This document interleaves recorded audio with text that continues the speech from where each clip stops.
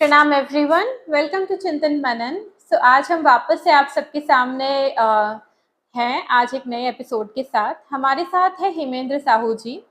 He is an IITian from Delhi. He is also a technical lead in a very reputed organisation. Hemendra ji का हमेशा से scientific spirituality की तरफ काफ़ी झुकाव रहा है। तो इनका जो बैकग्राउंड है साइंस के साथ साथ स्पिरिचुअलिटी के साथ जो कनेक्शन है बहुत सालों से रहा है, और इन्होंने काफ़ी स्पिरिचुअल बुक्स पढ़ी है और उसको काफ़ी कनेक्टिंगली जोड़ा है स्पिरिचुअलिटी के साथ। सो थैंक यू हेमेंद्र जी जी यहाँ जी आने के लिए जी और हमारे साथ एक बहुत ही इंटरेस्टिंग टॉपिक को डिस्कस करने के लिए। आज एक बहुत ही इंटरेस्टिंग टॉपिक के बारे में हम बोलने जा रहे हैं। यूजुअली हमने इसके बारे में बहुत कुछ सुना है, विच इज़ डेस्टिनी। डेस्टिनी होती क्या है, आज हम उसके बारे में जानेंगे। कर्म फल होता क्या है, लॉज ऑफ कर्मा होते क्या है। हर किसी को पता है कि कर्मा है, क्या है कर्मा। हर कोई अलग अलग वे में उसे डिफाइन करता है कि कर्मा होता है। कभी कभी हमें लगता है कि किसी के साथ बहुत खराब हो रहा है, क्यों हो रहा है, वो इंसान बहुत अच्छा है फिर भी उसके साथ इतना खराब हो रहा है, वो सफ़र किए ही जा रहा है किए ही जा रहा है, बट कोई रिजल्ट नहीं है। और कोई कोई इंसान बिना मेहनत के बहुत सक्सेसफुल हो जाता है और हमें लगता है ये तो बहुत ही किस्मत वाला इंसान है। तो हेमेंद्र जी, ये जो डेस्टिनी वाली चीज़ है, जो कर्मा वाली चीज़ है, एग्जैक्टली होती क्या है? अच्छा। तो एक तरह से अगर देखा जाए, अगर हम डेस्टिनी की या कर्मा की बात की जो एक कॉमन नोशन है, और अगर हम देखें तो ये बड़ा ही, जैसा कि आपने पहले ही बताया, कि बड़ा ही रिलेवेंट टॉपिक है ना। इस संबंध में बहुत सारे लोगों में कन्फ्यूजन है, और इसके चलते ये भी देखा जाए कि लोगों को बहुत उल्टे सीधे काम करते हैं। तो आज का, जैसा कि आपने बताया, कि आज हम इस टॉपिक को डिटेल में ये करेंगे। एक चीज़ स्पष्ट करना है कि ये बहुत ही स्ट्रेट फॉरवर्ड चीज़ें नहीं है ना। ओके। है ना, ये मल्टी डायमेंशनल है, बहुत सारे कॉम्प्लेक्सिटी है, तो हम इसको सिंप्लीफाई करके इसे समझने की कोशिश करेंगे। तो जब कभी बात अगर कर्मा की आती है ना, तो एक जो कॉमन नोशन जो बना हुआ है आम आदमी में, वो आती है कि लेखा-जोखा की बात होती है कि हम कुछ अच्छा करते हैं, बुरा करते हैं, तो हर किसी ने कहीं न कहीं सुन रखी है। क्या सुन रखी है? चित्रगुप्त होता है, चित्रगुप्त कुछ जी न जी कुछ, है जी ना? जी। जी, चित्रगुप्त एक है, सम जेंटलमैन, और आप कोई देवता बोलते हैं उसे, है ना? तो वो सब लेखा-जोखा करता है, वो कैसे होता है। तो हम अपना कन्वर्सेशन यहीं से ही स्टार्ट करते हैं, चित्रगुप्त के बारे में। हम कोशिश करेंगे सिस्टमैटिक आगे हम चलें। तो चित्रगुप्त के बारे में जो पहली बार ये टर्म कॉइन हुआ था, ये आया है गरुड़ पुराण से। अच्छा। तो तो गरुड़ पुराण में एक श्लोक आता है, मुझे श्लोक मैं कोट नहीं करूँगा, बट श्लोक में ऐसा बताया गया है कि जो जो भी धरती लोक में होते हैं, तो अच्छे कर्म करने वाले स्वर्ग लोक ले जाए जाते हैं, बुरे कर्म करने वाले नरक में ले जाए जाते हैं, और कहीं ना कहीं ये चीज़ हमने सुन रखी है ना। हाँ। तो अभी अगर हम इस कैरेक्टर पे थोड़ा सा और सोचे, थोड़ा लॉजिकल तरीके से सोचे, तो वहाँ पर ये बताया गया है कि जो चित्रगुप्त हैं, तो वो हर आदमी के, इनफैक्ट हर जीव के, जो कुछ भी काम करते हैं, है ना, तो वो हर पल का जो है एक रिकॉर्डिंग रखते हैं, वो लिखते जाते हैं, लिखते जाते हैं। अब इस फिलॉसफी से अगर हम जाएं, तो ये देखें कि दुनिया में जैसे करेंटली आज के डेट में लगे तो 8 बिलियन का तो हमारा जनसंख्या है, आदमी की एग्जैक्टली। जनसंख्या, है ना। और हमारे पुरानियों की तरफ से जाएं तो वो बोलते हैं कि 84 लाख योनियां हैं। अगर उस जैसे, और जो कि जानते हैं कि हाँ उतनी होगी, उससे ज्यादा ही होगी, कम तो नहीं है बिल्कुल। ना। और अगर देखा जाए कि उतनी सारी प्रजातियां हैं, तो कितने सारे जीव हो गए, इसमें आप माइक्रो ऑर्गेनिज्म वो सब भी जोड़ दीजिए, है हाँ। ना। तो इसके बाद अगर हम सोचते हैं कि हर एक का जो अकाउंटिंग है, ये एक जेंटलमैन करता है तो सोचो उसके बाद ऐसा कौन सा किताब होगा या कौन सा कंप्यूटर होगा जो इतना कुछ लिख सकता है, और वो कितना अटेंटिव होगा। अब बात ऐसा नहीं है कि एक दिन की बात है, एक दिन की बात नहीं है, ये जो है जन्म जन्मांतरों तक, कई युगों युगों तक का रिकॉर्डिंग वो हमेशा करता है, बिना सोए जागे, लगातार, बिल्कुल बिना एक सेकंड के पलक झपकाए। तो अगर इस तरीके से देखा जाए तो लॉजिकली ये तो संभव नहीं लगता, है ना। इतने सारे नंबर हो जाएंगे कि शायद नंबर भी खत्म हो जाएंगे, है ना।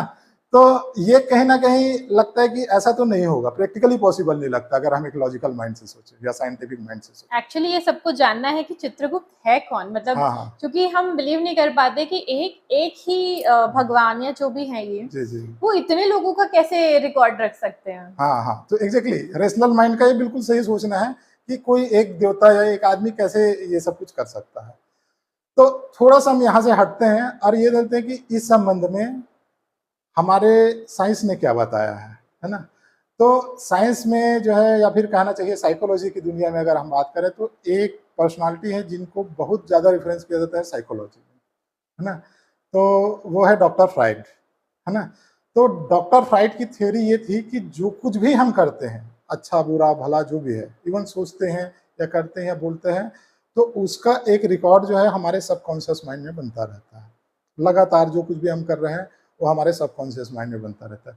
ये बिल्कुल उस तरीके की चीज़ है जैसे एक कैमरा लगा है, एक रिकॉर्डिंग लगी हुई है, और ये लगातार जो कुछ भी हम कर रहे हैं, बोल रहे हैं, कर रहे हैं, सोच रहे हैं, सब कुछ की रिकॉर्डिंग हो रही है ना। And it's matter of time कि वो जो रिकॉर्डिंग हुई है उसको हम कब प्ले करते हैं, तो उस सीक्वेंस में वो उस तरीके से प्ले हो जाएगी, है ना। तो चीज़ें रिकॉर्डेड है ना, और बिल्कुल कोडेड है अंदर में, लेकिन इट्स मैटर ऑफ टाइम कि कब वो प्ले हुई। तो ये जो है डॉक्टर फ्राइड की ये थी। इसके अलावा और भी बहुत सारे साइकोलॉजी में ऐसे स्टडीज हुए हैं जिनने इस बात की ओर बहुत स्ट्रांग जो है इंडिकेट करते हैं कि ये बात तो सही है कि जो कुछ भी हम करते हैं हमारे सबकॉन्शियस माइंड में वो चीज़ें रिकॉर्ड होती है। इसको हम ऐसे भी सोच सकते हैं कि जैसे कोई हम जब कंप्यूटर चलाते हैं, है ना, तो कंप्यूटर में क्या होता है कि जो कुछ भी हम एक्टिव होते हैं उसका एक लॉग फाइल बनता है। नॉर्मल आदमी को पता नहीं चलता कि वो लॉग फाइल बनता है, लेकिन जो कंप्यूटर का जानकार है वो जान जाता है लॉग फाइल, और वो लॉग फाइल देख के आपको बता देगा कि आपने क्या क्या किया है ना। ये मुझे नहीं पता था। जी हाँ, तो सिंस हम उस फील्ड से हैं, तो हाँ, तो वो एक वैसी चीज होती है। तो इवन डॉक्टर और भी जो एडवांस रिसर्च हुए जिसमें एमआरआई से मैप किया गया कि ब्रेन की विभिन्न एक्टिविटी को, इसमें से एक रेफरेंस करना चाहूंगा डॉक्टर विवेंस का एक जो रिसर्च था। तो डॉक्टर विवेंस ने ये बताया कि उनने बहुत सारे ब्रेन का उन्हें बहुत डिटेल में एनालिसिस किया, और उन्हें पाया कि जो ब्रेन में जो ग्रे मैटर होते हैं उसमें कुछ आड़ी खड़ी तिरछी लाइन पाई जा रही है, और उन्हें समझने की कोशिश की कि ये वाली जो लाइन है वो क्यों बन रही है। तो उन्हें बहुत तरह देखा तो कोई डायरेक्ट कोरिलेशन नहीं बना। तो उन्हें एट लास्ट ये कंक्लूड किया ये कुछ ना कुछ ऐसा होता है सबकॉन्शियस माइंड में, ये उसका रिजल्टेंट है, ये उसके चलते हो रहा है ना। तो उसने ये पाया अपने स्टडी में कि जो बहुत ही विचारवान आदमी है या एक्टिव आदमी, it could be physically active या मेंटली एक्टिव, तो उनमें वो जो रेखाएं हैं वो बड़ी ही डेंस पाई गई। जबकि कुछ ऐसे लोग हैं जो कुछ करते नहीं है, आलसी हैं, चुपचाप रहते हैं, तो उनमें वो ये पाई गई। तो वो भी एक तरह से इशारा करती है। तो इन जनरल हम अगर विज्ञान की तरफ की चीजों को समराइज करें तो विज्ञान इस बात को मानता है कि जो कुछ भी हम करते हैं उसका एक रिकॉर्ड, या फिर बोलना चाहिए उसका एक मेंटल इमेज बनता है जो हमारे साइक के एक डीपर लेवल में स्टोर रहता है ना। साइक की जब बात करते हैं तो साइक मतलब जो है, अब तो हम इन जनरल जो है माइंड, है ना। और इसी को जब हम स्पिरिचुअलिटी में बात करते हैं तो उसको स्पिरिचुअलिटी में भी जो हमारी चेतना है उसको 4 भाग में डिवाइड किया गया है ना। मन, बुद्धि, चित्त और अहंकार। अच्छा। है ना। मैं इस चारों के एक एक डिटेल में नहीं जाऊंगा, इसका अपना ही एक विवरण है। पर इसमें जो समझने वाली बात है वो एक चित्त है।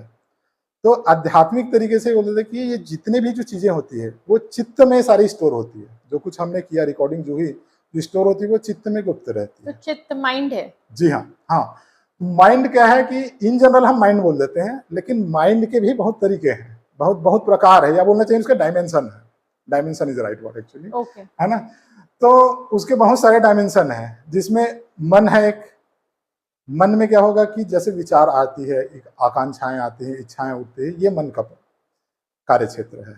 बुद्धि है, बुद्धि इंटेलेक्ट है कि वो रीजनिंग देता है, करें ना करें, ऐसा वैसा, ये सारी चीजें, ये सारे बुद्धि के। चित्त में क्या है कि चित्त में जो कुछ भी हमने की है, जैसे हमने बताया, जो कुछ भी हम रीड कर रहे हैं, ना केवल अभी के बाद में, लेकिन बट पुराने समय के, और ना केवल पुराने समय पर जन्म जन्मांतरों की सारी चीजें वो चित्त में स्टोर होती है ना। और तो ये, और एक जो ये है अहंकार, तो अहंकार का जो स्पिरिचुअल मीनिंग आता है वो बड़ा ही ब्रॉड है। तो उसको हम फॉर सेक ऑफ सिंप्लिसिटी समझते कि it's perception of self identity. तो हमारे काम का चीज है चित्त, है ना। तो साइंस से हमने ये समझा कि जो कुछ भी हमने किया है वो चित्त में स्टोर होता रहता है ना। और इससे पहले जो हमने चित्रगुप्त की बात की उसमें क्या लिखा है, चित्रगुप्त, है ना। या मतलब वो जो मेंटल समथिंग इमेज है, चित्र है वो गुप्त है, तो इमेज वो जो है हिडन फॉर्म में कहीं पर स्टोर है। या इसको दूसरा भी कहते हैं चित्तगुप्त भी बोल सकते हैं, चित्रगुप्त के बजाय अगर चित्तगुप्त बोलेंगे चित्त में गुप्त है। अच्छा, तो मतलब हमारे ही चित्त में वो गुप्त है, चित्रगुप्त। हाँ, ओके। तो अल्टीमेटली हम यहाँ पर इस पॉइंट पे कन्वर्ज हो जाते हैं कि जो कुछ हमने बताया जाता है ना, और जो कुछ साइंस की जिस तरीके की इशारा करता है वो दोनों एक ही चीज की बात करता है। हाँ। कि जो कुछ भी हम करते हैं वो जो है जो कुछ भी हम डीड करते हैं, जो हमारी एक्टिविटी रहती है वो सारे हमारे चित्त में स्टोर होती रहती है, सबकॉन्शियस माइंड में स्टोर होती रहती है। तो चित्रगुप्त को हम इस तरीके से डिफाइन करते हैं कि ये एक मैकेनिज्म है, जो कुछ हम करते हैं उसे स्टोर करने, जैसे हमने कंप्यूटर वाला एग्जांपल दिया, एक लॉग फाइल बनता है, तो ये भी एक मैकेनिज्म है जो लॉग फाइल बनाता है। तो एक आप सिंपलिसिटी हम इस तरीके से समझ सकते हैं। तो ये हमारे अंदर ही मतलब हमारे सारे चीजें स्टोर्ड है, यानी चित्रगुप्त। ओके, जी हाँ। हाँ, इस चित्रगुप्त में समझने वाली बात है कि यहाँ से हम थोड़ा सा आगे और बढ़े, तो ये देखते हैं कि ऐसे में अगर ये हमारा चित्त में है तो एक आर्गुमेंट ये दिया जाता है, फिर तो आदमी मर जाएगा, फिर पुराने जन्म का क्या हुआ। exactly. है ना, ये एक ऑब्वियस सा सवाल आता है। तो यहाँ पर जो मैंने 4 प्रकार बताया है ना, मन और बुद्धि, तो ये जो है स्थूल शरीर के भाग होते हैं। इस मटेरियलिस्टिक जो शरीर है ये उसका हिस्सा है, हमारी ग्रॉस बॉडी। हाँ, इस ग्रॉस बॉडी का, जिसको हम डाइसेक्शन करके देख सकते हैं, हाँ ये चीज है वो नहीं है, जिसको हम माइक्रोस्कोप लगा के देख सकते हैं वो चीजें। लेकिन जो चित्त है वो इस स्थूल शरीर का भाग नहीं है, वो एक सूक्ष्म शरीर का भाग है। और जब आदमी मर जाता है तो ये स्थूल शरीर खत्म हो जाता है, लेकिन सूक्ष्म शरीर रहता है। और जब हम कुछ नया देह, नया शरीर, नया बॉडी जब हम एडॉप्ट करते हैं तो उसमें ये चित्त जो है वही सूक्ष्म शरीर जो है कैरी फॉरवर्ड होता है। और जब सूक्ष्म शरीर कैरी फॉरवर्ड होता है तो उसके साथ जो उसकी पूरी बैकअप डेटा होता है तो चित्त में वो सारी चीजें भी कैरी फॉरवर्ड होती है। वो हमें नहीं पीछा नहीं छोड़ता हमारा। हाँ, यानी जी जी बिल्कुल, इसलिए वो चित्रगुप्त है। गुप्त है। ये तो बहुत ही इंटरेस्टिंग चीज आपने बताई, चित्रगुप्त। लाइक हमें अभी तक यही पता था कि हाँ कोई चित्रगुप्त है जो हमारा लेखा जोखा लिखता है जी, बट ये हमारा माइंड ही है और वो हर जन्म में कैरी फॉरवर्ड होता रहता है। This is very interesting.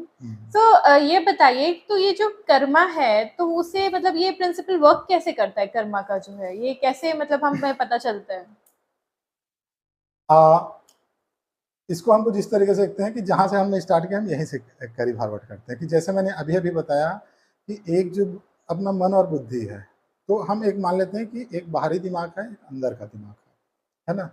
तो बाहरी दिमाग का काम ये होता है कि गिवन सिचुएशन में चीज़ों को एनालाइज करना और उसके हिसाब से डिसीजन लेना, है ना। तो वो बाहरी दिमाग हमेशा इस तरीके से सोचता है कि कौन सा मैं ऐसा डिसीजन लूँ, है ना, या क्या मेरा एक्शन हो कि मैं फायदे में रहूं, है ना। कौन से, तो वो अपना डिसीजन लेता है, अपना डिसीजन लेता है, नहीं ये नहीं ऐसा, तो हमेशा सुख और दुख के बारे में सोचेगा, घाटा और फायदा के बारे में सोचेगा, है ना। तो ये सारा जो है अपना गुणा भाग करेगा, ये बाहरी दिमाग का काम है ना। अपना निर्णय लेना, निर्णय बदलना, यू टर्न ले लेना, ये सब बाहरी दिमाग का काम है। वहीं पर जो अंदर का एक दिमाग होता है, तो अंदर का दिमाग जो है जहां पर चित्त हमारे आते हैं, तो उसका वो एकदम निष्पक्ष जज की तरह है। तो वो घाटा या फायदा या अच्छा बुरा, है ना, वो सहूलियत है या कठिन है, ये सब नहीं देखता। उसका काम ये है कि जो कुछ भी हुआ है उसको रिकॉर्ड कर लो, है ना, और उसके हिसाब से अपना डिसीजन सुना दो। तो आप उसको एक जो है निष्पक्ष जज की तरह मान सकते हो, बिल्कुल अनबायस्ड है। जो अपने निर्णय ले लिया तो ले लिया, श्रद्धा भक्ति के हिसाब से जो उसने लेना, सॉरी श्रद्धा अपने विश्वास के हिसाब से जो उसको लेना था वो उसने ले लिया। तो ये जो है, एक तो हमने बाहरी मन और आंतरिक मन की बात है, और जो आंतरिक मन की जो बात की, यही एक चित्रगुप्त है। फॉर सेक ऑफ सिंपलिसिटी हम इस तरीके से समझ सकते हैं। तो अगर हम, जैसे आपका जो सवाल था काफी रिलेवेंट था, लेकिन मुझे लगता है कि जो मैंने बताया ये बैकग्राउंड के लिए जरूरी है, ताकि हमारे आगे के कन्वर्सेशन को हम समझ सकें। तो हमारा जो ये जो पूरा लाभ कर्म है, ये काम कैसे करता है ना। तो हम शुरू करते हैं कि बाहर की दुनिया में चीजें कैसे काम करती है ना। बाहर की दुनिया में क्या होता है कि किसी आदमी ने कोई काम किया, सपोज कोई अपराध किया, है ना। तो अपराध के लिए एक पुलिस होगी जो इन्वेस्टिगेट करेगी और वो सारे एविडेंस जुटाएगी, और फिर वो सारे एविडेंस अदालत ले जाएगी। अदालत में फैसला किया जाएगा कि आदमी ने कौन सी परिस्थिति में रह के कौन से तरीके का काम किया है और उसके हिसाब से उसे सजा दिया जाएगा। ये सिचुएशन है बाहर की दुनिया का।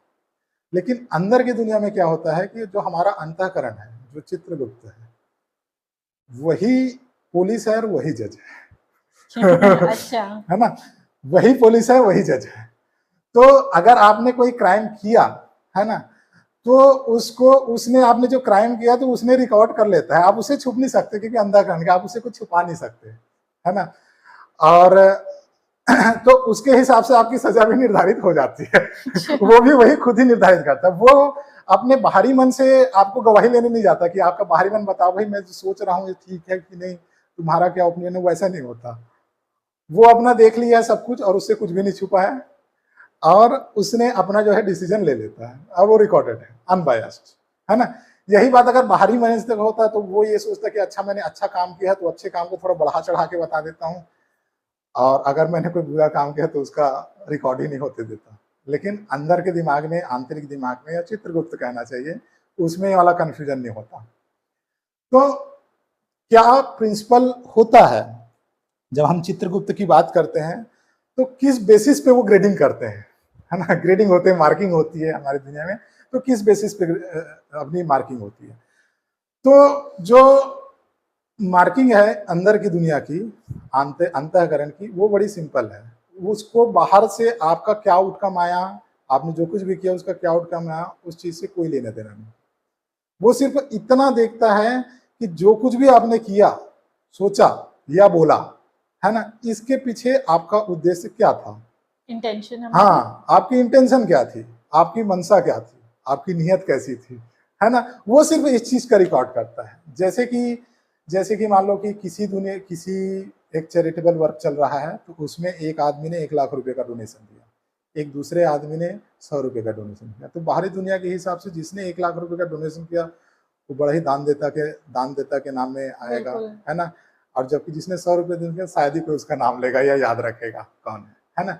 जबकि इसी चीज को जब हमारा चित्रगुप्त एनालाइज करता है तो वो ये देखता है कि वो जो 1 लाख रुपए जिस आदमी ने दिया, तो उसका पीछे उसकी इंटेंशन क्या था, उसकी परिस्थिति क्या थी, है ना। कि वो तो ही सुपर रिच गाय, है ना, तो उसके लिए इट्स नथिंग, है ना। और मोर ओवर जो उसने 1 लाख दिए हैं, है ना, हो सकता है कि अपनी प्रसिद्धि पाने के लिए या वाहवाही लूटने के लिए, हो सकता है कि उसने वैसा किया हो, है ना। जबकि दूसरा जो 100 रुपए दिया है कि भाई वो गरीब परिस्थिति का आदमी, लेकिन उसको लगता है नहीं अभी मुझे समाज की जरूरत है मेरे पैसे की, तो चलो मेरे से जितना कुछ हो सका मैं दे सकता हूँ, मैं मेरे से भी 100 रुपये ही बन पा रहा है, तो ये है। तो उसमें जो है, जो 100 रुपये देने वाला आदमी है चित्रगुप्त के हिसाब से, उसकी बड़ी अच्छी मार्किंग, उसको एक पुण्य मिलेगा। जबकि हो सकता है कि वो 1 लाख आदमी का निगेटिव मार्किंग हो जाए।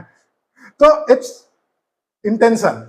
एक और मजेदार जैसे एग्जाम्पल आता है कि जब हम महाभारत का उदाहरण लेते हैं, तो महाभारत के उदाहरण में एक तरह से देखा जाए, ऊपर ऊपर से देखा जाए, तो ये समझ लगता है कि एक तरफ दुर्योधन है, एक तरफ अर्जुन है, और दोनों ही राजपाट के लिए लड़ रहे हैं, है ना। तो एक तरह से दोनों ही काम कर रहे हैं, बट ऐसा नहीं है ना। कृष्ण भगवान जो है अर्जुन को उकसाते हैं, है ना, कि लड़ो लड़ो, और अर्जुन लड़ते हैं, है ना।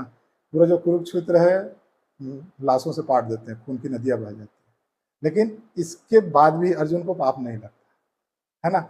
काम अर्जुन और दुर्योधन दोनों एक ही काम कर रहे हैं, लेकिन अर्जुन जो दुर्योधन काम कर रहा है वो पाप की श्रेणी में आएगा, अर्जुन जो कर रहा है वो पुण्य की श्रेणी में। क्यों? क्योंकि उसके पीछे का जो इंटेंशन है वो उसका पवित्र। तो ये बेसिकली कोर है लाभ कर्मा का, कि आपका इंटेंशन क्या था। तो इंटेंशन बहुत मैटर करता है। बिल्कुल, इंटेंशन ही मैटर करता है। इंटेंशन ही मैटर करता है। कई बार क्या है कि जो गलती से हमसे बहुत कुछ अनहोनी सा हो जाता है, तो उसके आपको पाप नहीं चढ़ता, क्योंकि वो गलती से हुआ, आपका इंटेंशन वैसा नहीं था। लेकिन आपने कोई जानबूझ के किया तो हाँ, उसकी होगी। ऐसे ही चीजें हैं कि भावनाएं आपकी कितनी प्रबल थी। जैसे कि मान लो कोई रोगी है, रोगी का कोई सेवा कर रहा है, तो एक तो डॉक्टर भी है, ही कैन कंसिडर कि इट्स माय प्रोफेशन, है ना, and it's my source of income, one way of looking it. कोई आदमी की नहीं भी सेवा है, आदमी सही होगा और एक समाज सेवा के दृष्टिकोण से कर रहा है, तो काम तो दोनों एक ही कर रहे हैं, लेकिन उनकी जो भावनाओं में अंतर है, उनकी भावनाओं की प्रगाढ़ता में अंतर है। तो उस बेसिस पे जो हमारा चित्रगुप्त डिसाइड करता है कि कौन सा कितना बड़ा पुण्य है और कौन सा पुण्य करते हुए भी पाप है ना। कई बार ऐसा भी होता है कि परिस्थिति ही ऐसी आ जाती है कि कोई आदमी अभी खाने के लिए उसके पास नहीं है तो वो चोरी करता है ना। एक आदमी अपने नशे की लत को पूरा करने के लिए चोरी करता है, तो नशे की लत वाला वो एक बड़े पाप में गिना जाएगा, जबकि ये इसकी मजबूरी है, तो ये शायद पाप में ना गिनेंगे या छोटे मोटे उसकी ग्रेडिंग हो। तो हमारा जो मोटा मोटा देखा जाए तो जो लाभ कर्मा है ना, कर्मफल का जो सिद्धांत है वो इस बेसिस पे काम करता है, इंटेंशन के ऊपर। जी हाँ। ओके, एक और बात, जो सुख और दुख आते हैं तो उसके पीछे का क्या रीजन है? लाइक हैप्पीनेस या सॉरो हम जो बोल लें, तो काफी लोग बहुत ज्यादा सफर करते हैं, तो काफी बहुत लोग खुश रहते हैं, तो उसका क्या रीजन है? लाइक क्यों कुछ लोग बहुत ज्यादा सफर कर रहे हैं, बहुत ज्यादा दुखी हैं, और कुछ लोग क्या रीजन होता है हैप्पीनेस का हमारी या दुख का जो भी हमारी लाइफ में आते हैं? बहुत लोग बहुत ज्यादा दुखी रहते हैं अच्छे होने के बाद भी, जैसा मैंने पहले भी कहा कि कुछ लोग बहुत अच्छे हैं, बहुत अच्छा कर रहे हैं, नेचर वाइज बहुत अच्छे हैं, बट उन्हें उनकी लाइफ में दुखी दुख कुछ ना कुछ सफरिंग ही चलती आ रही है ना। और कुछ इंसान बस नॉर्मल नॉर्मल अपना एक्टिविटी कर रहे हैं, बट उनके बहुत हैप्पीनेस है। तो ये शायद हम में से बहुत लोगों के पास सवाल होगा। हाँ बिल्कुल, ये एक बहुत ही रिलेवेंट क्वेश्चन है और मैं समझता हूँ काफ़ी अच्छा क्वेश्चन है, और ये एक एस्पेक्ट है जहाँ पर बहुत सारे कन्फ्यूजन हैं। तो अगर हम अपने ग्रंथों के हिसाब से जाएं, है ना, या अध्यात्म के हिसाब से जाएं, या ऋषि मुनियों के ओपिनियन के हिसाब से जाएंगे, क्योंकि जैसा कि आपके चैनल का नाम है चिंतन, है ना, चिंतन बनाना, तो हम ऋषि चिंतन का ये करते हैं। और ऐसा नहीं कि हम सिर्फ ऋषि चिंतन के बारे में बात करें, बट कहीं ना कहीं ये हमारा जो रेशनल माइंड है, लॉजिकल दिमाग है, उसको भी सूट करेगा, तो हम कुछ उस तरीके से समझने की कोशिश करते हैं। तो हमारे ऋषि मुनि बताते हैं कि जो आदमी है या कोई जीव है, तो उसका जो नेचुरल स्टेट है वो सुख है। There is nothing special about सुख, वो नेचुरल स्टेट है। बट आयरनी देखिए कि ये जो नेचुरल स्टेट है ये मेंटेन करना कितना मुश्किल है। हाँ, हम फिर भी खुश तो नहीं रहते, खुश तो रहते नहीं, तो कुछ ना कुछ हम ऐसा करके मेस्ड अप कर सकते हैं कि ऐसा लगता है कि इस डिफॉल्ट स्टेट में रहना सबसे बड़ा चैलेंज है ना, जो कि बिल्कुल नेचुरल है। तो ऐसा है कि अगर आपको आप सुखी और सुखी रहना है तो आपको धर्माचरण करने चाहिए, धर्म के संगत काम करने चाहिए, अच्छी आदतों को अपनाना चाहिए और परमार्थ के काम करने चाहिए। It is as simple as this, है ना। बट मुझे लगता है लोगों की रुचि इस बात में ज्यादा नहीं है। लोगों की रुचि जो होगी दुख वाले पार्ट में ज्यादा है ना। हाँ, क्योंकि अधिकतर इंसान दुखी दिख रहा है आज। हाँ, क्योंकि ज्यादातर लोग कहीं ना कहीं उस दुख वाले कैटेगरी में आते हैं। और ऐसा जैसे एक बड़ा रिलेवेंट क्वेश्चन आया आपने किया, जो कि है कि दुख क्यों होते हैं, है ना, कुछ अच्छे भी लोग हुए हैं जिनमें दुख आता है, तो ऐसा क्यों है? तो दुख को समझने के लिए हम एक ब्रॉड कैटेगरी बताई गई है दुख की, है ना। तो दुख की जो 3 कैटेगरी बताई गई है, एक तो बोला गया है, जो हम अगर वैदिक के हिसाब से जाएं तो एक होता है दैविक दुख, ओके, है ना। तो दैविक दुख है, थोड़ा हाई फाई वर्ड लगता है ना, बट इसका मतलब है मेंटल सफरिंग, जी, मानसिक दुख, है ना। तो एक जो है, एक तरीके दुख की जो कैटेगरी बताई है वो मानसिक दुख है। तो मानसिक दुख जैसे कि चिंता है ना, क्रोध आ जाता है, अपमान हो जाता है, शोक होता है, विछोह का भाव होता है ना, फ्रस्ट्रेशन होता है, और डिप्रेशन जो आजकल बोलते हैं वो। तो ये सब जो है मानसिक दुख के काम, ये सारे दुख ही है ना। बट एक्चुअली ये फिजिकल नहीं है, मतलब शरीर में कुछ नहीं है, बट कहीं ना कहीं ये मेंटली है। आज तो बहुत ज्यादा हो गया है मानसिक दुख, आप जो बता रहे हैं ये तो मतलब हर कोई सफर कर रहा है। हाँ, तो ये जो मानसिक दुख का जो कारण होता है वो है मानसिक पाप। मानसिक पाप, हाँ, तो मानसिक पाप कैसे? जैसे ईर्ष्या करना, घृणा करना, अहंकार होना, दूसरे के प्रति बुरा सोचना, द्वेष रखना, है ना। तो इस तरह की जब भावना आती है हमारे अंदर, तो उस भावना के चलते जो पाप हो जाती है, ये भी एक पाप है, इवन सोचना भी एक पाप है। सोचना भी पाप है। जी हाँ, तो सोचना भी पाप है। लेकिन बात यहाँ तक नहीं रहती कि सिर्फ सोचने तक हम सीमित हो जाएं, कि कहीं ना कहीं अगर किसी आदमी ने कोई हिंसा किया है ना, तो उसमें ऐसा तो नहीं कि उसका हाथ का अपना स्वार्थ था, वो कहीं ना कहीं वो मेंटली गवर्न है ना, कहीं ना कहीं मानसिक रूप से वो गवर्न है, जो उसको वो चीज करवा लेती है कि आप किसी का बुरा करते हो, तो करते तो फिजिकली बुरा करते हैं, लेकिन वो गवर्न कहाँ से मानसिक रूप से, तो वो एक मानसिक पाप में गिना जाता है। ना कि शारीरिक पाप में, क्योंकि अल्टीमेटली करने वाला तो मानसिक है ना, मन से चीजें गवन हो रही है। तो इस तरीके के पाप जो है मानसिक पाप कहलाते हैं, और मानसिक पाप के चलते मानसिक दुख आएगा। इस संबंध में अगर हम जैसे इसका मैकेनिज्म समझने की कोशिश करें मानसिक दुख का, तो क्या होता है कि जो हमारा चित्त है वो एकदम साफ सुथरा है, बिल्कुल साफ सुथरा है, उसे बिल्कुल गंदगी पसंद नहीं है। लेकिन जैसे ही हम अंदर कुविचार लाते हैं, बुरे विचार लाते हैं, है ना, तो वो एक दाग, एक गंदगी जम जाती है, एक कालीमा छा जाती है कहने से। ये बिल्कुल वैसी चीज है जैसे एकदम साफ सुथरा हमारा दीवार है और हमने चिमनी जला दिया तो धुआं वहां, तो देख के अच्छा लगता है क्या अगर आप साफ सफाई पसंद है? नहीं लगता। तो बिल्कुल ऐसा ही हमारा चित्त है, वो एकदम साफ सफाई पसंद है, उसको ये गंदगी पसंद नहीं है। तो वो जैसे ही ये गंदगी जम जाती है तो वो युक्ति करना कि इस गंदगी को मैं साफ कैसे करूं। ये जो बुरे विचार के चलते जो हमारे संस्कार बन गए हैं, है ना, संस्कार का ये भी एक टेक्निकल वर्ड है, कहीं ना कहीं हम डे टू डे यूज में ये वर्ड यूज करते हैं संस्कार, है ना। तो ये संस्कार क्या है? तो संस्कार जो है कि जो जैसे हमने होता है, जो रिकॉर्डिंग होती है डेटा, जो चित्त में जो कुछ भी हमने कर्म किए हैं, जिसको टिपिकली बोलते थे कर्मा, है ना, तो जो कुछ हमने कर्म किए हैं उसका जो बैकअप डेटा बन रखा है हमारे चित्त में, वही कहलाता है संस्कार। Okay.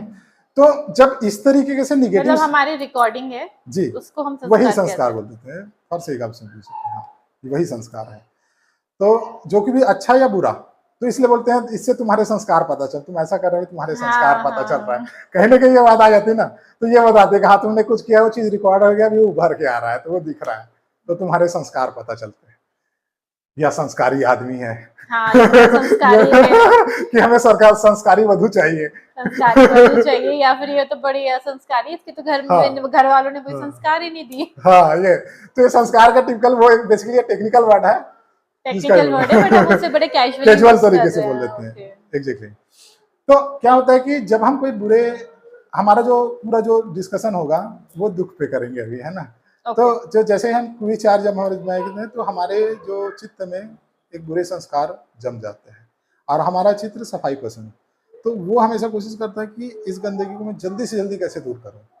अब दूर करने का एक ही तरीका है कि आप जो है you attract a mental suffering, ताकि वो चीज क्लीन हो जाए, है ना। मतलब हम खुद ही अट्रैक्ट कर रहे हैं। हाँ, तो ये खुद ही अट्रैक्ट करते हैं, मतलब खुद भी, ये जो वर्ड जो बोल रहे हैं खुद, व्हाट इज दैट मीन, ये भी एक गहरा मीनिंग छिपाए हुए है खुद, है ना। और यहाँ पर जो हम खुद का मतलब ले रहे हैं, खुद का मतलब ले रहे हैं चित्त से, है ना। तो ये बाहरी दिमाग को पता नहीं चल, बाहरी दिमाग क्यों चाहेगा यार कि मैं दुख को अपनी तरफ अट्रैक्ट कर, ये बाहरी दिमाग का कमाल नहीं है, ये अंदर के चित्त का कमाल है कि वो जो है उस तरीके का जो दुख है, जो मेंटल सफरिंग, उसको वो अट्रैक्ट करता है ना। तो वो ऐसे परिस्थितियां बनाने में लग जाता है हमारा अंतःकरण कि हमें, और वो एक ऐसी परिस्थिति बनाएगा और एक इस तरीके ऐसी परिस्थिति खड़ी हो जाएगी, उस परिस्थिति के चलते हमें जो है वो मानसिक दुख झेलना पड़ेगा। जैसे कि अचानक से आपको बड़ी कोई बीमारी निकल गई, पता चला कैंसर हो गया, है ना, आपकी किसी जान पहचान वाले आदमी ने धोखा दे दिया, अचानक से आपकी कंपनी में अच्छा खासा काम चल रहा था, आपका जॉब लॉस हो गया, इस तरह की, ये एक मेंटल सफरिंग। तो कहीं ना कहीं एक ऐसा देखा जाए कि जब कभी हमें दुख आता है तो हल्का सा, ये हर किसी का अनुभव होगा कि एक वैराग्य का भाव आता है कि हाँ यार थोड़ा भगवान में कुछ चीज है, थोड़े संभल के रहने का है ना। ये भी देखा गया है कि जब कभी अगर हम देखें, जैसे जब कभी आप नोटिस करना कि आपने अगर किसी को डेथ बेड में देखते हैं, किसी अपने को, या किसी की चिता जलते रहते, तो कहीं ना कहीं ये भाव आता है कि वाकई में जिंदगी का कोई ठिकाना नहीं है, जितने समय बचे उसे अच्छा इस्तेमाल किया जाए। जब कभी आपकी हार या पराजय होगी तो घमंड चूर चूर हो जाता है ना। जब कभी धन का लॉस होता है, बड़ा लॉस होता है, तो भगवान आता है, भगवान आपकी ओर देख लो, है ना। तो ये क्लीनिंग प्रोसेस है ना। तो हमने यहाँ पर ये समझा दैविक दुख के अंतर्गत कि मेंटल सिन जो होता है, कि मानसिक रूप से हमने कुछ पाप कर रखे हैं, है ना, जिसके चलते हमें मानसिक दुख आते हैं, and it is a cleaning process. Okay, so हमारा चित्त खुद ही उससे क्लीन करता रहता है। जी, क्लीन करता रहता है, मतलब वो कुछ ऐसी परिस्थितियां जुटाता है ना, कि परिस्थितियां ऐसी जुटाएगा जैसे कि आपको आपके पास नौकरी नहीं है, अब आपको नौकरी दिलाएगा, है ना। नौकरी दिलाएगा, आप एकदम खुश हुए, फिर आपको प्रमोशन भी मिल जाएगा, आप और ज़्यादा खुश हुए, फिर अचानक से एक दिन रिसेशन आएगा और आपकी जॉब चली जाएगी। तो ये क्या है, अभी तक तो आप खुश थे ना, एंड बिल्कुल। आप ये एक्सपेक्ट नहीं कर रहे थे कि ऐसा कुछ हो जाएगा। तब जॉब चले जाएगा तो आपका मेंटल रिएक्शन, आपका कुछ बॉडी तो वैसे ही है, जो आपका जो कुछ सब कुछ था वैसे ही है, लेकिन मेंटली लेकिन हम मेंटली सफर आप कर रहे हैं। रिटार्ट करोगे, कई लोग डिप्रेशन में चले जाते हैं, कई लोग सुसाइड भी कर लेते हैं, ऐसी बहुत सारी घटना। तो ये उस तरीके की परिस्थितियां जुटाती है जो हमारा ये है इस समझ में था। फिर ये बात हुई पहली बात की, हमने बात की मेंटल सिन की, है ना, और मेंटल सिन के चलते मेंटल दुख। दूसरा चीज आता है शारीरिक। तो इसको बोलते हैं दैहिक दुख। हमारे जो शास्त्र में वर्णित है जिसे दैहिक दुख बुलाया गया। तो जब हम शारीरिक रूप से कोई दुष्कर्म करते हैं, कोई पाप करते हैं, तो उसके चलते जो शारीरिक दुख आता है, शारीरिक दुख, वो दैहिक दुख कहलाता है, या कहना चाहिए physical suffering, simple word. Physical suffering. हाँ, फिजिकल। तो इसमें हम देख सकते हैं कि जैसे हम बहुत सारे बच्चे देखते हैं वो जन्मजात अपंग पैदा होते हैं, है ना, या हम देखते हैं कोई मेंटली डिसेबल्ड है, या कोई अंग है तो ठीक है बट कुछ खास ये नहीं है। तो ये मान लीजिए कि उसके ये जो है उसके फिजिकल सेंस जो शारीरिक रूप से उसने पाप किया है, ये उसका रिजल्ट है। जैसे मान लो कि कोई कोई अपने जेनेटिकल का बहुत ज़्यादा दुरुपयोग करता है, तो इसकी ठीक ठाक संभावना बनती है कि वो अगली बार नपुंसक पैदा होगा, है ना, डिपेंडिंग ऑन कि किस इंटेंसिटी का। हाँ, नेक्स्ट बर्थ में, है ना, नेक्स्ट बर्थ में। तो इसका मैकेनिज्म कुछ ऐसा है कि जब आदमी मर जाता है ना, तो जबकि उसकी स्थूल बॉडी रहती है, सूक्ष्म बॉडी रहती है, तो सूक्ष्म बॉडी से ही स्थूल बॉडी बनती है। तो उस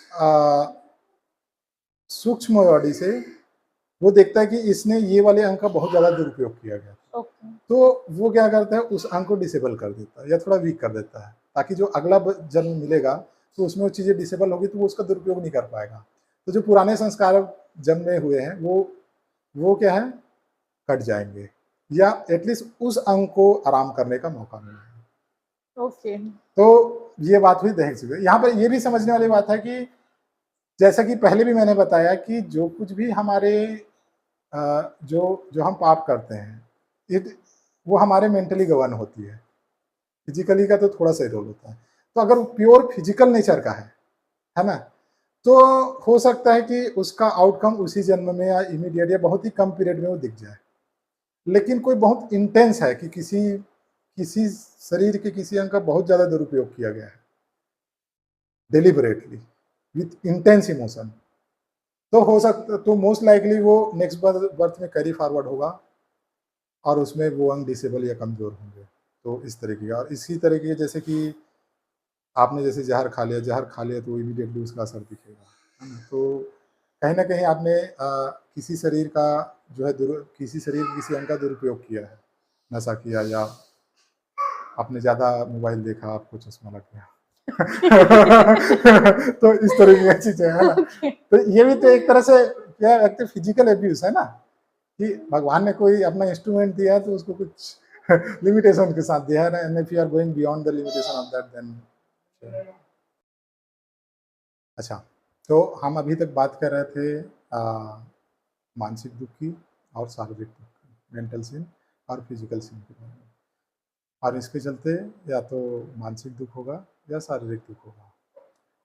अब एक तरीका का दुख ये भी देखा गया है कि अचानक से कहीं बाढ़ आ गया, युद्ध हो गया, महामारी आ गया, कोरोना आ गया, सुनामी आ गया, ये भी तो एक दुख है ना।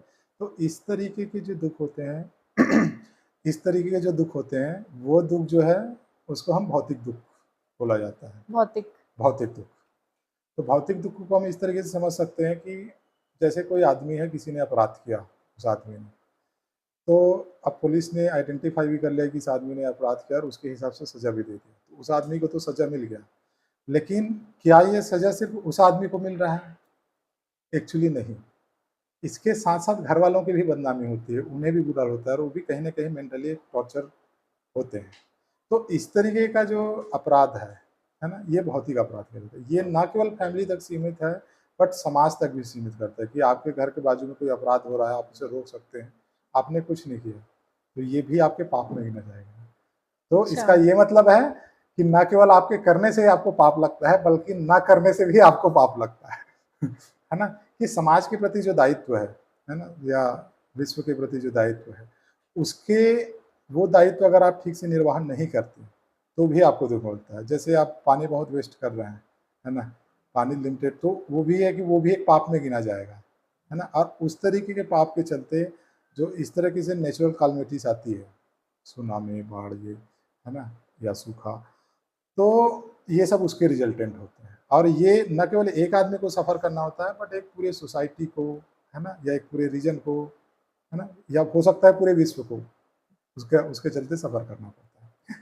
इस संबंध में एक बड़ा इंटरेस्टिंग फैक्ट आता है, कई बार देखा गया है कि जब कभी इस तरह के नेचुरल कैलामिटीज़ आते हैं, जैसे कि बाढ़ आ गया या सूखा आ गया, तो कौन ज़्यादा प्रभावित होता है? किसान, है ना? किसान। या गरीब लोग, है ना?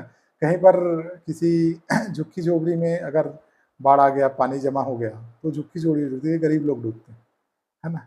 तो क्या भगवान पार्शियल है गरीबों और अमीरों के बीच में? हाँ, ये तो बहुत है रेलेवेंट ना? सवाल है ना? हो गया। है ना? बड़ा ही वैलिड सवाल है ना?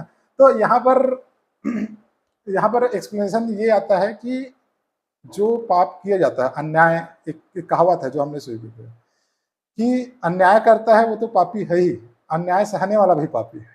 अच्छा। है ना? तो किसी ने अन्याय किया और आप अपनी क्षमता के हिसाब से उसे अगर रिस्ट्रिक्ट नहीं कर रहे हैं, तो आप एक पाप कमिट कर रहे हैं, है ना? तो ज़्यादातर देखा गया है कि ये जो इस तरह के जो लोग होते हैं, जो जो कि चाहे इनको कुछ भी कर दिया जाए, ये कभी रिएक्ट नहीं करते, ये कभी अपोज़ नहीं करते, है ना?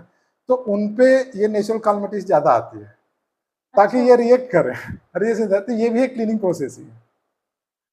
कि हम जो एक विक्टिम सेट में रहते हैं, विक्टिम मेंटालिटी में रहते हैं हाँ, मोस्टली। हाँ, हाँ। कि मतलब एक ये वाली मेंटालिटी देखी होगी आपने कि हमें क्या ही करना है यार, या हम क्या ही कर लेंगे, क्या ही बदल लेंगे, हम तो बेचारे गरीब आदमी हैं, निर्बल आदमी हैं, हमारी हमारी तो कोई दशा नहीं है, ना कोई परिस्थिति है जो हम कुछ कर पाएँ। तो ये मेंटालिटी गलत है और ये भी एक पाप के दृष्टि में गिना जाता है और इसका परिणाम भी मिलेगा एक क्युमुलेटिव सफरिंग के बेसिस पे। तो ये हमारी भौतिक सफरिंग की बात हुई। तो हमने 3 तरह के दुःख देखे, दैहिक, दैविक और भौतिक। मेंटल सफरिंग, फिजिकल सफरिंग और सोशल सफरिंग। ओके। तो ये 3 तरीके के दुःख हैं और जिनका हमने कारण भी समझा। अच्छा, जब हम सफ़रिंग की बात कर रहे हैं, तो जो कर्मास होते हैं, जैसे मान लीजिए हम एस्ट्रोलॉजिस्ट वगैरह को दिखाते हैं कि हमारा कोई चीज़ कम हो जाए, कोई दोष है हमारे साथ या कोई कर्मा है कि हम ना हमेशा चाहते हैं कि हमारे कर्मा नलिफाई हो जाए या कई बार फास्ट रखते हैं किसी चीज़ों को लेके। तो क्या ये सब चीज़ें करके हम अपने कर्मास कम कर सकते हैं?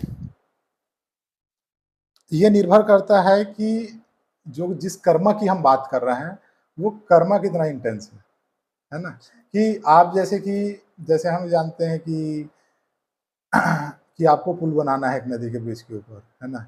फिर आप एक मुट्ठी ऐसे रेत डाल के ऐसे कर दो आप पुल बन जाए, तो वो नहीं होगा, है ना?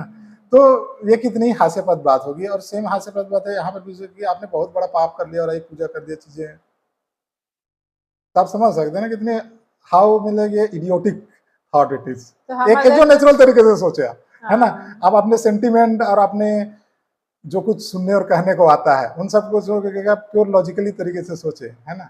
यहाँ पर एक अच्छा उदाहरण आता है कि जैसे रामायण से अगर हम उदाहरण लें, है ना? तो भगवान राम का अगर उदाहरण देखें, तो भगवान के पूरे चरित्र को देखें, जो तुलसीदास जी ने लिखा है, तो आपको ये मिलेगा कि वो अपने पूरे जीवन सिर्फ संघर्ष करते रहे, विपत्तियों से जूझते रहे, है ना? हाँ, आप बल्कि वो भगवान थे। वो भगवान थे है ना? भगवान थे। यहाँ पर देखिए कि उन्हें जैसे चलो उनकी शादी से स्टार्ट करते हैं, उनसे पहले भी उनकी आपको बहुत ही संघर्ष किया उससे पहले। अब उनकी शादी होने वाली है ना? और शादी भी किनसे शादी हो गई? माता सीता से शादी हो रही है, 36 के 36 गुण मिल रहे हैं, है ना? इट्स परफेक्ट मैच, है ना? और शादी कराने वाला भी क्योंकि महर्षि वशिष्ठ। महर्षि वशिष्ठ कौन है? जो मतलब जो सप्त ऋषियों में जो सबसे उच्च स्तर के ऋषि हैं, वो महर्षि वशिष्ठ, वो करते हैं। तो उनके बाद वो खुद ही सदाचारी आदमी है, कैपेबल आदमी है, उनके गुरु भी ये हैं। लेकिन उसके बाद भी देखो शादी होने वाला है, शादी हुई, अब कुछ दिन बाद वो राजा बनने वाले हैं, जिस दिन राजा बनने वाले घोषणा होती है कि नहीं भाई राजा बनना कैंसिल, आप जाइए जंगल, है ना? हुँ। है ना? मतलब सोचो कि वो आदमी, वो राजकुमार, है ना, जो जो पूरे भारतवर्ष में राज्य करता है, हम उसको भेजा जा रहा है जंगल, तो हाउ इट विल फील ऐसा कॉमन से। बट वो उसको बोलते हैं कि हाँ भाई मुझे जानना है, प्राण जाए पर वचन न जाए, ये वाली बात आती है। तो अब जैसे ही वो जंगल जाते हैं, उनके पिता की मृत्यु हो जाती है, महाराज दशरथ की, तो ये भी एक सफरिंग है ना। फिर जैसे ही थोड़े दिन वो जंगल में रहते हैं, माता सीता चोरी हो जाती है, और चोरी करने वाला भी कौन? ब्रह्मांड का सबसे यशस्वी, तेजस्वी, सबसे ताकतवर पर्सनालिटी, रावण। है ना, रावण, है ना। अब उसके लिए भी अब सोचो कि अब वो, अब उनके साइड कौन है? कोई नहीं, वो है और उसका एक भाई है ना। अब सोचो कि वो अपनी पूरी सेना बनाते हैं, रिछ बानर को, बंदर भालू को, जहाँ जैसे जैसे मिल जाए पूरी सेना बनाते हैं, लड़ते झगड़ते हैं, कहाँ अयोध्या, कहाँ श्रीलंका जाके फतेह करके आते हैं और ले आते हैं माता सीता को, है ना।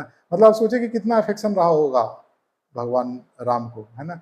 या ये भी देख सकते हैं कि उस समय जो है स्त्री की क्या इमेज थी, कि उसके लिए चाहे दुनिया के सबसे प्रतापी राजा से भी लड़ना पड़े तो हम लड़ेंगे। हम तो वो नहीं किया, वो एक आदर्श प्रस्तुत किया। तो उन्हें ये सफरिंग किस लिए? आदर्श के लिए की। तो माता सीता को ले आते हैं। फिर उसके बाद भी कहानी आती है कि कुछ ऐसा हो जाता है कि माता सीता को भी राज्य से निकालना पड़ता है। तो आप इस पूरे घटनाक्रम में अगर क्विक आप समराइज करेंगे तो पाएंगे कि शायद ही कहीं पर ऐसे इंसिडेंट मिलते हैं जहाँ भगवान बिल्कुल रिलैक्स होकर चिल मार रहे हैं ऐसा नहीं मिलता, है ना। वो हमेशा संघर्ष लड़ते रहे। तो क्या लगता है कि महर्षि वशिष्ठ ये चीज प्रिडिक्ट नहीं करते रहे होंगे कि वो बोलते हैं कि ऐसा करो बेटा, तुम थोड़ा ये वाला टोटका कर लो, ये सब कर जाएगा, हाँ, है ना। कितनी सफरिंग हो, बल्कि वो भगवान है। हाँ, वो भगवान है और उनके पास जो अच्छे से अच्छे ऋषि है, बेस्ट ऋषि है ना, उनके पास वो भी उस चीज को नहीं टाल पाए या उनने सफरिंग किया। तो ये यहाँ से हमें पता चलता है कि पूजा पाठ या जो भी हम टोटका या जो भी करते हैं बाईपास करने के लिए, वो कितना कारगर है, हम यही से अंदाज लगा सकते हैं। और कितनी हास्यप्रद बात होगी कि हम कुछ भी पाप कर ले, बोले कि छोटा मोटा कुछ हम कर लेते हैं, है ना, उपाय कर लेते हैं, कोई पूजा कर लेते हैं, नींबू और मिर्च को टांग देते हैं, फिर चीजें कर देते हैं, तो कितनी मजाकिया बात होगी, है तो ना। वी कैन नॉट बाईपास हाँ, कर्मा, कर्मा नहीं छोड़ सकते। हाँ, कर्मा बिल्कुल भी नहीं छोड़ सकते हैं। जो आएगा तो वो भुगतना पड़ेगा। हाँ, थोड़ा बहुत कंसेशन हो सकता है, आगे पीछे हो सकता है, बट कोई बहुत बड़ा फर्क नहीं पड़ने वाला। आगे हम जानेंगे लॉ ऑफ कर्मा के बारे में, इसीलिए सुनते रहिएगा next episode. Thank you so much for watching.